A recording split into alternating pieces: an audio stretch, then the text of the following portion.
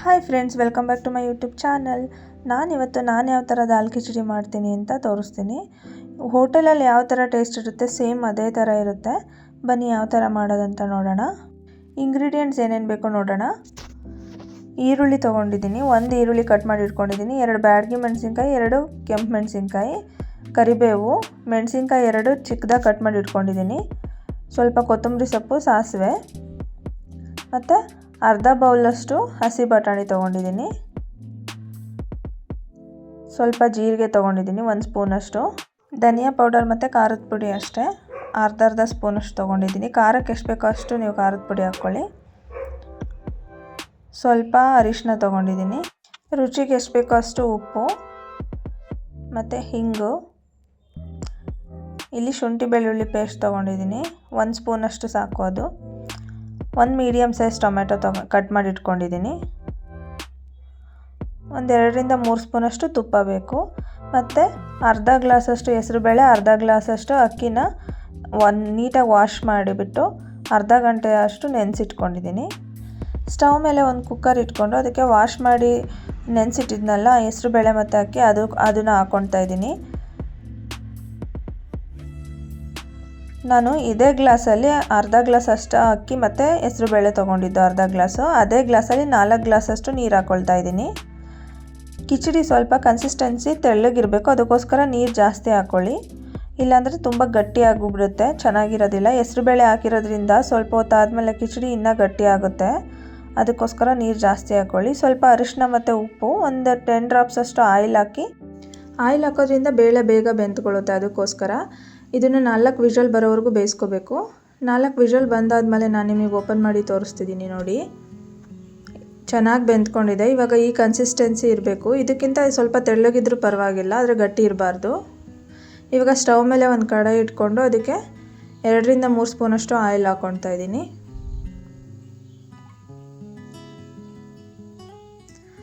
Oil ಸ್ವಲ್ಪ ಬಿಸಿ ಆದ ತಕ್ಷಣ ಸಾಸಿವೆ ಹಾಕ್ಕೊಳ್ತಿದ್ದೀನಿ. ಸಾಸಿವೆ ಮತ್ತು ಮೆಣಸಿನ್ಕಾಯಿ ಹೆಚ್ಚಿಟ್ಕೊಂಡಿದ್ನಲ್ಲ ಹಸಿರು ಮೆಣಸಿನ್ಕಾಯಿ, ಅದು ಕೂಡ ಅದ್ರ ಜೊತೆಗೇ ಈರುಳ್ಳಿ ಕೂಡ ಹಾಕ್ಕೊಳ್ತಿದ್ದೀನಿ. ಈರುಳ್ಳಿ ಸ್ವಲ್ಪ ಟ್ರಾನ್ಸ್ಪರೆಂಟ್ ಆಗೋವರೆಗೂ ಫ್ರೈ ಮಾಡ್ಕೋಬೇಕು.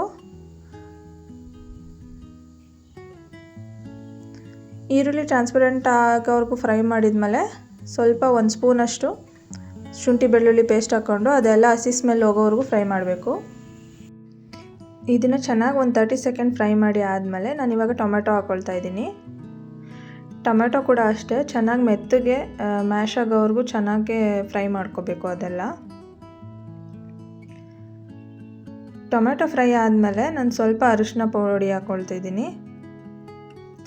ಅರಿಶಿನ ಪುಡಿ ಹಾಕ್ಕೊಂಡು ಸ್ವಲ್ಪ ಫ್ರೈ ಮಾಡಿಬಿಟ್ಟು ಇವಾಗ ಹಸಿ ಬಟಾಣಿ ಹಾಕ್ಕೊಳ್ತಿದ್ದೀನಿ. ಹಸಿ ಬಟಾಣಿ ಹಾಕ್ಕೊಂಡು ಚೆನ್ನಾಗಿ ಫ್ರೈ ಮಾಡ್ಕೋಬೇಕು.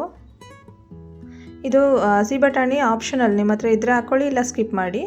ಇವಾಗ ಖಾರದ ಪುಡಿ ಮತ್ತು ಧನಿಯಾ ಪುಡಿ ಹಾಕ್ಕೊಂಡು ಚೆನ್ನಾಗಿ ಮಿಕ್ಸ್ ಮಾಡ್ಕೊತಾ ಇದ್ದೀನಿ. ಇದನ್ನು ಹಸಿ ಸ್ಮೆಲ್ ಹೋಗೋವರೆಗೂ ಫ್ರೈ ಮಾಡ್ಕೋಬೇಕು. ಇವಾಗ ಸ್ವಲ್ಪ ಉಪ್ಪು ಹಾಕ್ಕೊಂಡು ಮಿಕ್ಸ್ ಮಾಡ್ಕೊಳ್ಬೇಕು. ಟೊಮೆಟೊ ಎಲ್ಲ ಚೆನ್ನಾಗಿ ಫ್ರೈ ಆಗಿದೆ, ಮೆತ್ತಗಾಗಿದೆ. ಇವಾಗ ಬೇಯಿಸಿಟ್ಕೊಂಡಿದ್ನೆಲ್ಲ ಬೇಳೆ ಮತ್ತು ಅಕ್ಕಿ, ಅದನ್ನು ಕೂಡ ಇದಕ್ಕೆ ಮಿಕ್ಸ್ ಮಾಡ್ಕೊಳ್ತಿದ್ದೀನಿ. ಈ ಕನ್ಸಿಸ್ಟೆನ್ಸಿ ಇರಬೇಕು. ಇದಕ್ಕಿಂತ ಗಟ್ಟಿ ಇದ್ದರೆ ಹೆಸರುಬೇಳೆ ಹಾಕಿರೋದ್ರಿಂದ ಮತ್ತೆ ಆಮೇಲೆ ಕೇಕ್ ಥರ ಆಗಿಬಿಡುತ್ತೆ, ತಿನ್ನೋದಕ್ಕಾಗಲ್ಲ. ಸ್ವಲ್ಪ ತೆಳ್ಳಗೇನೆ ಇರಲಿ ಕನ್ಸಿಸ್ಟೆನ್ಸಿ. ನಿಮ್ಗೆ ಇನ್ನೂ ಬೇಕಂದರೆ ಇನ್ನು ಸ್ವಲ್ಪ ನೀರು ಹಾಕ್ಕೊಳ್ಳಿ. ಇದು ತುಂಬ ತೆಳ್ಳಗಿದ್ರೂ ಕೂಡ ಒಂದು ಅರ್ಧ ಗಂಟೆ ಆದಮೇಲೆ ಕನ್ಸಿಸ್ಟೆನ್ಸಿ ಸರಿ ಹೋಗುತ್ತೆ, ಹೆಸರುಬೇಳೆ ಹಾಕಿರೋದ್ರಿಂದ ಜಾಸ್ತಿ ನೀರು ಬೇಕು, ಅದಕ್ಕೋಸ್ಕರ. ಇವಾಗ ಸ್ವಲ್ಪ ಕೊತ್ತಂಬರಿ ಸೊಪ್ಪು ಹಾಕ್ಕೊಳ್ತಿದ್ದೀನಿ. ಕೊತ್ತಂಬರಿ ಸೊಪ್ಪು ಹಾಕ್ಕೊಂಡು ಚೆನ್ನಾಗಿ ಮಿಕ್ಸ್ ಮಾಡಿ 1-2 ಕುದಿ ಬರೆಸ್ಕೊಂಡ್ರೆ ಆಯಿತು. ಇಷ್ಟೇ, ತುಂಬ ಈಸಿಯಾಗಿ ಮಾಡ್ಕೋಬೋದು, ತುಂಬ ಟೇಸ್ಟಿಯಾಗಿರುತ್ತೆ. ಇವಾಗ ನೋಡಿ ಇದು ರೆಡಿಯಾಗಿದೆ. ಇದಕ್ಕೊಂದು ಒಗ್ಗರಣೆ ಕೊಡಬೇಕು. ಇವಾಗ ಒಗ್ಗರಣೆ ಕೊಡೋದಕ್ಕೆ ನಾನು ಒಂದು ಫ್ರೈಯಿಂಗ್ ಪ್ಯಾನ್ ಇಟ್ಕೊಂಡು ಅದಕ್ಕೆ 2 ಸ್ಪೂನಷ್ಟು ತುಪ್ಪ ಹಾಕ್ಕೊಳ್ತಿದ್ದೀನಿ. ತುಪ್ಪ ಹಾಕ್ಕೊಂಡು ಅದಕ್ಕೆ ಸ್ವಲ್ಪ ಜೀರಿಗೆ ಹಾಕ್ಕೊಳ್ತಿದ್ದೀನಿ, ಮತ್ತು ಬ್ಯಾಡಗಿ ಮೆಣಸಿನ್ಕಾಯಿ ಮತ್ತು ಕೆಂಪು ಮೆಣಸಿನ್ಕಾಯಿ ಎತ್ತಿಟ್ಕೊಂಡಿದ್ನಲ್ಲ ಅದು ಕೂಡ ಹಾಕ್ಕೊಂಡು ಸ್ವಲ್ಪ ಕರಿಬೇವು ಹಾಕ್ಕೊಳ್ತಿದ್ದೀನಿ. ಅದಕ್ಕೇ ಹಿಂಗೆ ಹಾಕ್ಕೊಳ್ಬೇಕು. ಸ್ವಲ್ಪ ಹಿಂಗೆ ಹಾಕ್ಬಿಟ್ಟು ಒಂದು 30 ಸೆಕೆಂಡ್ಸ್ ಫ್ರೈ ಮಾಡಿದರೆ ಒಗ್ಗರಣೆ ರೆಡಿ ಆಯಿತು ನೋಡಿ. ಇದು ರೆಡಿ ಆಗಿದೆ. ಇವಾಗ ಇದನ್ನು ಒಗ್ಗರಣೆನ ಅದಕ್ಕೆ ಮಿಕ್ಸ್ ಮಾಡ್ಕೊಳ್ಳೋಣ. ಇವಾಗ ಇದನ್ನು ಒಗ್ಗರಣೆ ಹಾಕಿ ಒಂದ್ಸಲ ಚೆನ್ನಾಗಿ ಮಿಕ್ಸ್ ಮಾಡಿ ಸ್ಟವ್ ಆಫ್ ಮಾಡ್ಕೊಳ್ಳಿ. ಇಷ್ಟೇ, ತುಂಬ ಬೇಗ ರೆಡಿ ಆಗಿಬಿಡ್ತು.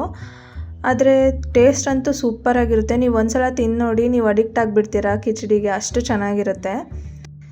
ಕಿಚಡಿ ರೆಸಿಪಿನ ಟ್ರೈ ಮಾಡಿ ನನಗೆ ಕಮೆಂಟ್ ಸೆಕ್ಷನಲ್ಲಿ ತಿಳಿಸಿ ಯಾವ ಥರ ಬಂತು ಅಂತ. ಇದೇ ಥರ ನಾನು ಬೇರೆ ರೆಸಿಪೀಸ್ ಮತ್ತು ಬೇರೆ ಥರ ವೀಡಿಯೋಸ್ ಕೂಡ ನಾನು ಅಪ್ಲೋಡ್ ಮಾಡ್ತೀನಿ. ನನ್ನ ಚಾನಲ್ನ ಸಬ್ಸ್ಕ್ರೈಬ್ ಮಾಡ್ಕೊಳ್ಳಿ, ಅದರಿಂದ ನೀವು ಯಾವುದೇ ವೀಡಿಯೋ ಮಿಸ್ ಮಾಡದೆ ನೋಡ್ಬೋದು. ಈ ವಿಡಿಯೋ ನಿಮಗೆಲ್ಲ ಇಷ್ಟ ಆಗಿದ್ರೆ ಲೈಕ್ ಮಾಡಿ, ಶೇರ್ ಮಾಡಿ, ಸಬ್ಸ್ಕ್ರೈಬ್ ಮಾಡಿ. Thanks for watching.